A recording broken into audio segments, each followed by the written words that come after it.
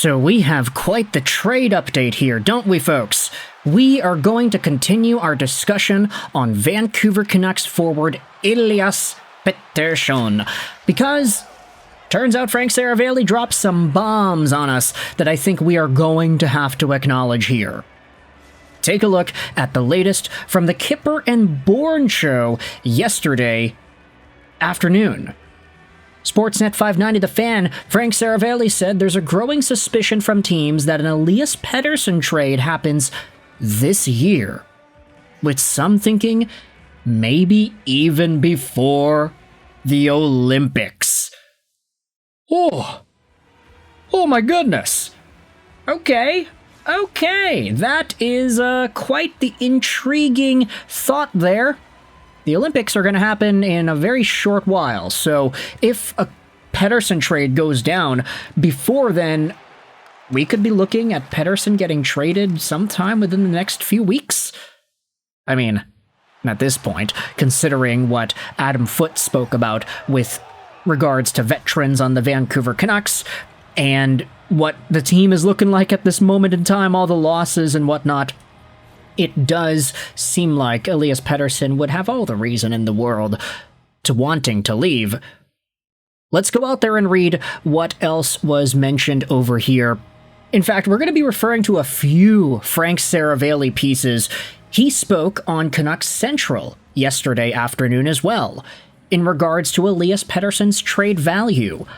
I think the return will be way better than the JT Miller trade. That's what's making the Canucks think the value is better than they think it was. And you know what I find so interesting about that? It's like, if Elias Pettersson is in this spot where fans, maybe not fans, people in the NHL are genuinely sitting there and thinking, yeah, no, this guy's gonna get moved.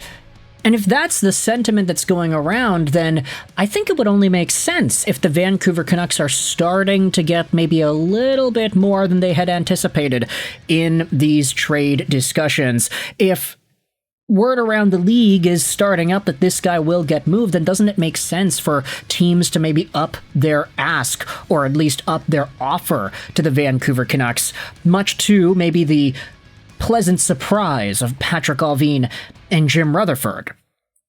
Now, continuing on with the Frank Seravalli commentary, this is what he ended up saying on his own show yesterday too. Frankly Hockey with John Buccigross on Victory Plus. Big shout out over to Canucks News Summaries, who went out there and summarized what Seravalli said on PD. There's a growing suspicion around the NHL that he will be traded.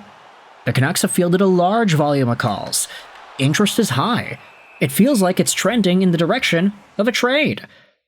The lack of centers on the market make him appealing for teams that believe they can unlock how he had played in the past. Oh boy, that's always going to be the kicker, isn't it, when it comes to EP40.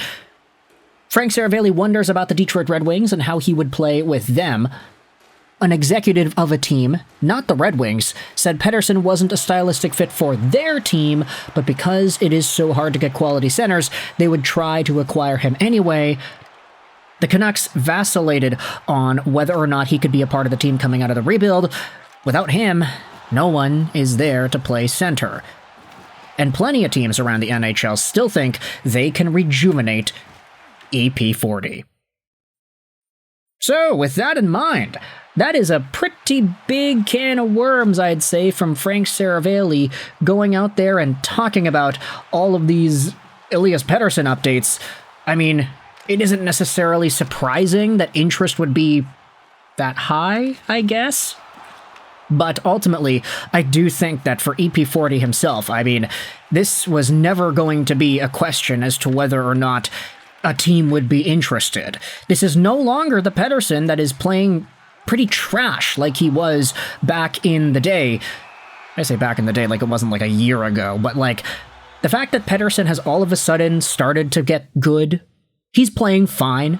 Maybe not $11.6 million a year fine, but he's been good enough with the cap rising and with Quinn Hughes out and about, with JT Miller traded and the Canucks still doing poorly.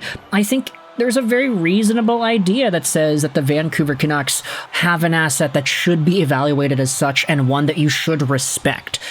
Now, of course, I'm thinking as well, like, Elias Pettersson over JT Miller, the biggest conversation for Canucks fans the past year and a half was always the contract. It was, oh, JT's only making 8, but Pettersson is making 11.6. JT is scoring 100 points a year. Pettersson stopped doing that. So obviously there were going to be fans pushing back on whether or not there actually was a debate. But now the money around the NHL is starting to stabilize itself, now that 11.6 ain't even the most that you can get out of forwards in the Pacific Division, it's like, yeah, no, if Kyle Connor's getting 12, maybe Elias Pettersson at 11.6 ain't the worst thing in the world. Like, it's not the terrible Oliver Ekman-Larsson contract that was given out when that guy was still hurt.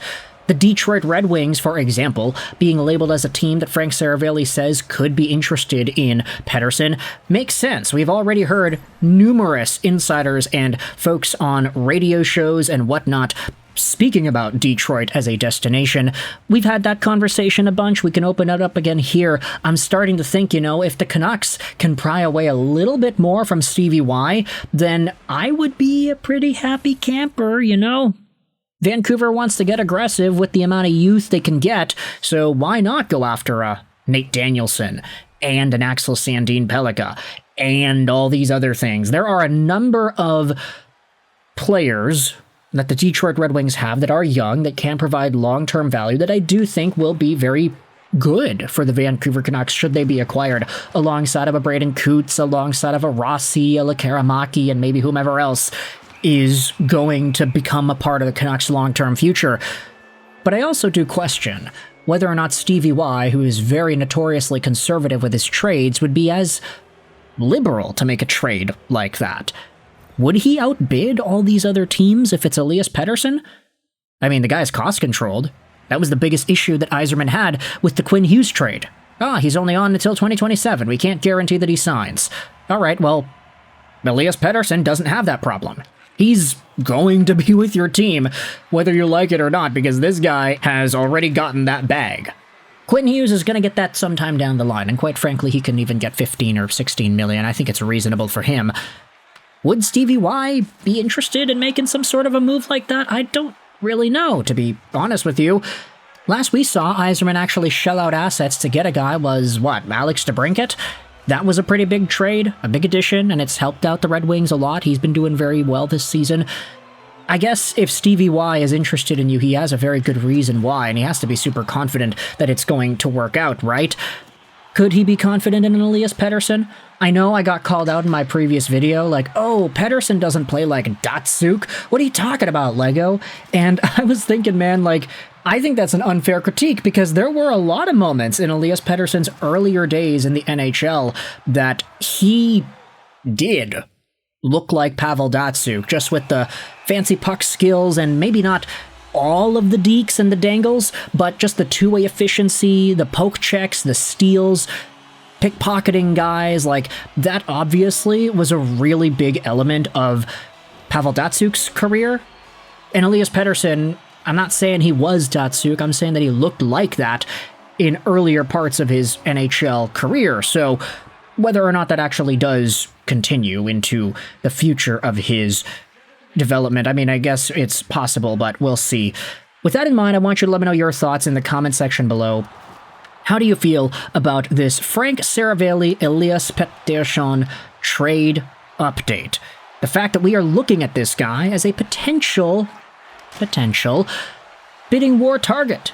And do you think the Detroit Red Wings have a big shot at getting that done?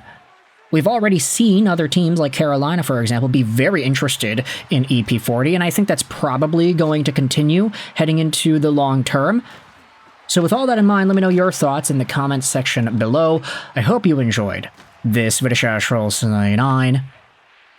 and bye.